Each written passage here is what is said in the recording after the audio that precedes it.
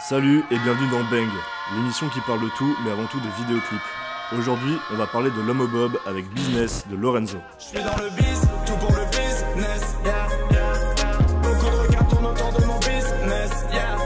On fait des sous tranquillou en fumant dans mon business. Tout est calibré, carré, préparé pour le business. Larry Garcia alias Lorenzo est un rappeur français faisant ses débuts dans le collectif Columbine, composé de Luigi Pekka, Foda, Chaps, Shaman, Hiro et Sacha, et se fait connaître avec sa mixtape Empereur du Sale en 2016.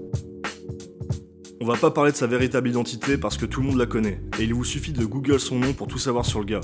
Il porte clairement et fièrement son rôle de rappeur atypique ainsi que son style qui singe et troll le rap game d'aujourd'hui, ce qui pourrait s'apparenter aux dadaïstes de l'époque qui ont voulu renverser les règles de la conscience collective et artistique. Tout comme Vald ou SCH, Larry commence sa carrière sur la plateforme YouTube, accompagné de vidéos humoristiques qui lui permettra de créer une mythologie derrière son personnage et ainsi bâtir de nouvelles fondations solides sur les ruines de l'Ego Trip. Petit à petit, accompagné de son frelot Rico, il incarne la Rockstar 2.0 et enchaîne les millions de vues. Dans le Videophonics Business, il est accompagné de la belle Cindy Paola, qui est membre du collectif Chardlaze, dont fait partie Oliver Tree, une des nouvelles icônes du troll game US.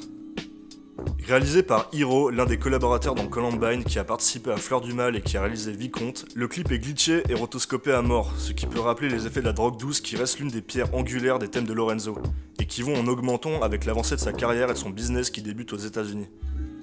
Le fait que leurs clips soient à chaque fois réalisés en interne et par les autres membres de leur collectif permet d'avoir une cohésion entre les univers de chacun, comme pour les clips de Columbine où les mêmes thèmes colorimétriques apparaissent souvent.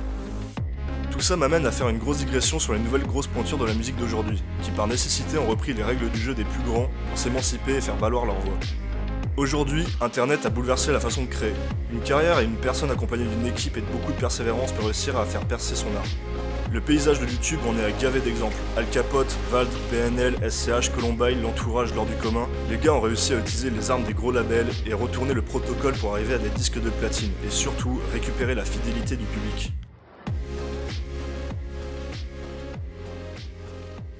Les grandes icônes tombent et l'ère de la micro-célébrité arrive à son apogée.